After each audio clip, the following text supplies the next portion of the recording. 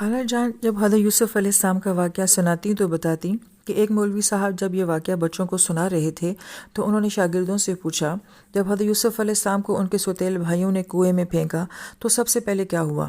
بچوں نے جواب دیا وہ ڈوبنے لگے۔ اس پر مولوی صاحب نے کہا کہ نالائکو، یہ تو سب کو پتہ ہے، یہ بتاؤ کہ سب سے پہلے کیا ہوا تھا؟ ایک بچے نے کہا حضرت یوسف علیہ السلام رونے لگے۔ اس پر مولوی صاحب غصے سے چیخے، یہ تو ہوا ہوگا، یہ بتاؤ کہ اس سے بھی پہلے کیا ہوا تھا؟ ایک بچے نے ڈرتے ڈرتے کہا کہ انہوں نے خدا کو یاد کیا ہوگا۔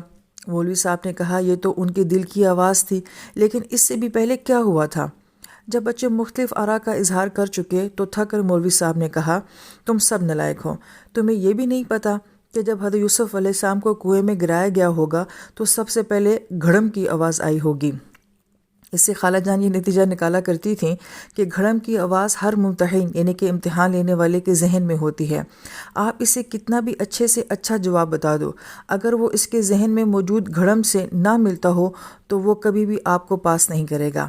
اس لیے جس استاد نے تمہارا امتحان لینا ہو، پڑھائی کے ساتھ ساتھ اس کی شخصیت اور عادات کا مطالعہ ضرور کیا کرو، کیونکہ پاس ہونے کے لیے گھڑم کی آواز کا ہونا بہت ضروری ہے۔ ایک دفعہ میں اپنے ایرانی دوستوں کے کمرے میں بیٹھا پڑھ رہا تھا۔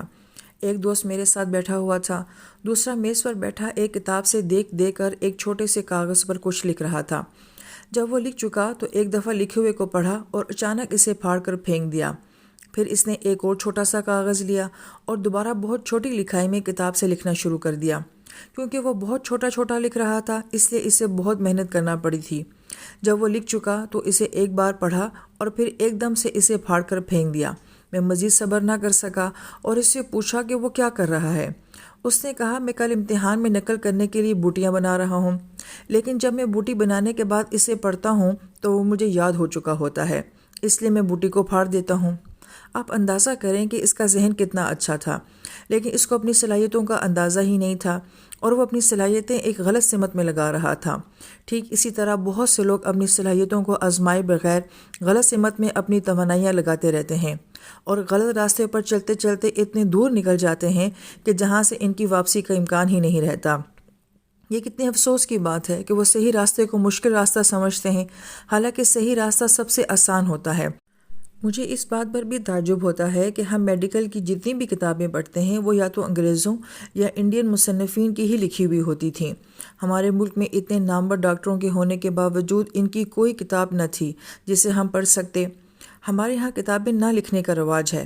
ایک دفعہ میں میڈیکل کے ایک کتابچے کی تقریب رونمائی اٹینڈ کر رہا تھا، جس میں مہمان خصوصی نے اپنی رائے کا اظہار کرتے ہوئے کہا کہ پاکستان میں ڈاکٹر اس لیے کتابیں نہیں لکھتے کہ وہ نالائق ہوتے ہیں، بلکہ وہ اس لیے کتابیں نہیں لکھتے کہ ان کے پاس پریکٹس سے وقت ہی نہیں بچتا۔ میرے خیال میں کسی بھی ڈاکٹر کے لیے جتنا مریضوں کا علاج کرنا ضروری ہے، اتنا ہی ضروری نئے بننے والے ڈاکٹروں کو اپنے تجربات سے مستفید کرنا ہوتا ہے۔ ایک دن جبکہ میں لائبریری میں بیٹھا پڑھ رہا تھا، میں نے شانزے کو اپنی طرف آتے ہوئے دیکھا۔ اس کے ہاتھ میں کچھ رپورٹیں تھیں۔ اس نے مجھ سے پوچھا کہ کیا میں اس کے ساتھ آنکھوں کے سرجن کے پاس چل سکتا ہوں۔ اس نے بتایا کہ وہ اپنی آنکھوں کا معائنہ کروانا چاہتی ہے۔ سرجن نے اس کی آنکھوں کا معائنہ کرنے کے بعد بتایا کہ اس کی آنکھوں کے اندرونی پردے پر سوزش ہے۔ اس نے شانزے کو ہدایت کی کہ وہ 3 ماہ اپنی آنکھوں پر بالکل زور نہ ڈالے، ورنہ ہمیشہ کے لیے اس کی آنکھوں کی بینائی ختم بھی ہو سکتی ہے۔ یہ سننا تھا کہ شانزے نے رونا شروع کر دیا، کیونکہ اس کا صاف مطلب تھا کہ وہ 3 ماہ تک بالکل نہیں پڑھ سکے گی، جبکہ امتحانات بالکل سر پر تھے اور اس طرح سال کا ضائع ہونا یقینی تھا۔ آنسو نے اس کی نیلی اور سبز امتزاج والی آنکھوں کو اور بھی خوبصورت بنا دیا تھا۔ میں اسے تسلی دیتے ہوئے ہاسٹل تک لے آیا۔ میں اس کے لیے کچھ کرنا چاہتا تھا، لیکن مجھے سمجھ نہیں آ رہی تھی کہ میں کیا کروں۔ یک مجھے خیال آیا، میں ایسا کیوں نہ کروں کہ اس کے لیے نوٹس بنانا شروع کر دوں۔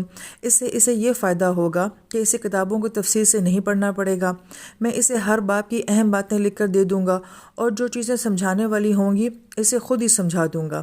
اس سے اس کی آنکھوں پر زور نہیں پڑے گا۔ میں شام کو لڑکیوں کے ہاسٹل پر پہنچا اور شانزے کو بلوا کر اسے ساری بات بتائی۔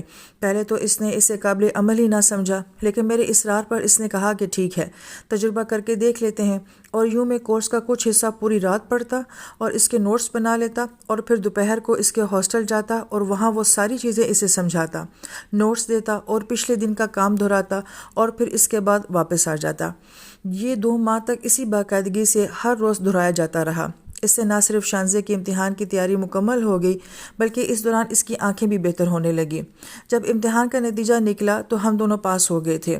اس دن بھی اس کی آنکھوں میں آنسوؤں کے کچھ موتی اتر آئے تھے، لیکن اس دفعہ مجھے ان میں بیماری کا خوف نہیں بلکہ محبت کی جھلک نظر آ رہی تھی۔ شانزے کے دل میں ہمیشہ یہ خلش رہی کہ میں نے اس کی تیاری کروانے میں اپنا بہت زیادہ وقت ضائع کر دیا تھا اور میں اپنی تیاری ٹھیک طرح نہیں کر سکا تھا، ورنہ میرا نتیجہ بہت بہتر ہو سکتا تھا۔ لیکن اس سے پتہ نہیں تھا کہ میرے لیے اس کی آنکھوں کا ٹھیک ہونا زیادہ اہم تھا۔ ہم باتوں میں مگن تھے۔ اسی اثنا میں یوں لگا جیسے گاڑی کچے میں اتری ہو۔ جیسے ہی گاڑی واپس سڑک پر آئی، اس نے دائیں بائیں لہرانا شروع کر دیا۔ میں ابھی تک یہ سمجھ رہا تھا کہ ناصر شرارتاً اس طرح گاڑی چلا رہا ہے، لیکن پھر دوسرے ہی لمحے گاڑی بے قابو ہو گئی اور سامنے سے آتے ہوئے ایک ٹرک سے ٹکرا گئی۔ میں نے ایک دھماکے کی آواز سنی۔ وہ بہت خوفناک قسم کا دھماکہ تھا۔ مجھے یوں لگا جیسے یہ دھماکہ میلوں دور ہوا ہے، لیکن اصل میں خود دھماکے کا ایک حصہ بن چکا تھا۔ جب مجھے ہوش آیا تو مجھے کوئی تکلیف محسوس نہیں ہو رہی تھی۔ میں نے اپنے آپ کو ہلانے کی کوشش کی تو مجھے یوں لگا جیسے میرے جسم کا نچلا حصہ میرے ساتھ نہیں ہے۔ میں نے ٹانگوں کو ہاتھ لگایا لیکن مجھے کچھ محسوس نہ ہوا۔ میں نے چٹکی کاٹی تو بھی مجھے کچھ محسوس نہ ہوا۔ مجھے ایک دم سے پتہ چل گیا میرے ساتھ کیا ہوا ہے اور میں کیا کھو چکا ہوں۔ بعد میں ایک صاحب مجھے گاڑی سے نکالنے کے لیے آئے تو میرے پوچھنے پر انہوں نے بتایا کہ وہ فوج میں کیپٹن ہے۔ میں نے ان سے کہا کہ میرا خیال ہے کہ مجھے ریڑھ کی ہڈی پر چوٹ لگی ہے، جس کی وجہ سے میرا دھڑ کام نہیں کر رہا ہے۔ میں میڈیکل کا اسٹوڈنٹ ہوں، اس سے مجھے علم ہے کہ اگر ہم نے احتیاط نہ کی تو میرا نچلا دھڑ ہمیشہ کے لیے مفلوج ہو جائے گا۔ آپ کا پہلا احسان یہ ہوگا کہ میں جیسے کہوں بالکل ویسے ہی مجھے گاڑی سے باہر نکالیں، اور دوسرا اگر ہو سکے تو مجھے کسی چھوٹے ہسپتال میں لے جانے کی بجائے CMH پنڈی لے جائیں۔ کیپٹن صاحب بلا شبہ اللہ تعالیٰ کے نیک بندے تھے، انہوں نے میری بات مان لی۔ مجھے افسوس سے یہ کہنا پڑ رہا ہے کہ اکثر ڈاکٹر بھی فرسٹ ایڈ کے بارے میں واقف نہیں ہوتے۔ میرے خیال میں عالم دین اور ڈاکٹر کی پیشہ ورانہ زندگی میں غلطی کی کوئی گنجائش نہیں ہوتی اور نہ ہی ہونی چاہیے، کیونکہ اپنی غلطی سے ایک جسم کو اور دوسرا روح کو تباہ کر دیتا ہے۔ شاید 5 یا 10% لوگوں کو فرسٹ ایڈ کے بارے میں پتہ ہوگا۔ حالانکہ اگر آپ فرسٹ ایڈ کے بارے میں جانتے ہوں تو موقع آنے پر آپ نہ صرف دوسروں کی بلکہ اپنی زندگی بھی بچا سکتے ہیں۔ حادثہ کسی بھی شخص کو کسی بھی وقت پیش آ سکتا ہے۔ خاص طور پر ریڑھ کی ہڈی کی چوٹ کے لیے فرسٹ ایڈ کے بنیادی اصولوں کا ہر شخص کو علم ہونا چاہیے، کیونکہ ریڑھ کی ہڈی کی چوٹ بظاہر نظر نہیں آ رہی ہوتی۔ اس کے علاوہ حادثے کی جگہ پر موجود لوگوں کے مشوروں پر عمل کرنے سے بہتر ہے کسی ڈاکٹر کے پاس ہی جایا جائے۔ CMH راولپنڈی تک کا سفر میں نے بڑی مشکل سے طے کیا۔ ایسا لگ رہا تھا کہ یہ سارا راستہ کبھی ختم نہیں ہوگا۔ میں سیدھا لیٹا ہوا گاڑی کی چھت کو دیکھ رہا تھا۔ مجھے اپنے بچپن سے اب تک کی زندگی کے مختلف واقعات یاد آ رہے تھے۔ سبیل سے دودھ پی کر میں کیسے بھاگا کرتا تھا اور اپنے پیچھے بھاگنے والوں کو اتنی دور چھوڑ دیتا تھا کہ وہ میرے پیروں کی گرد کو بھی نہیں پا سکتے تھے۔ جب ابو مجھے مارا کرتے تھے تو فرنی کھانے کے لیے میں کیسے زور سے دور جا کر گرا کرتا تھا۔ وہ ساری دوڑیں مجھے یاد آ رہی تھیں جو میں نے جیتی تھیں۔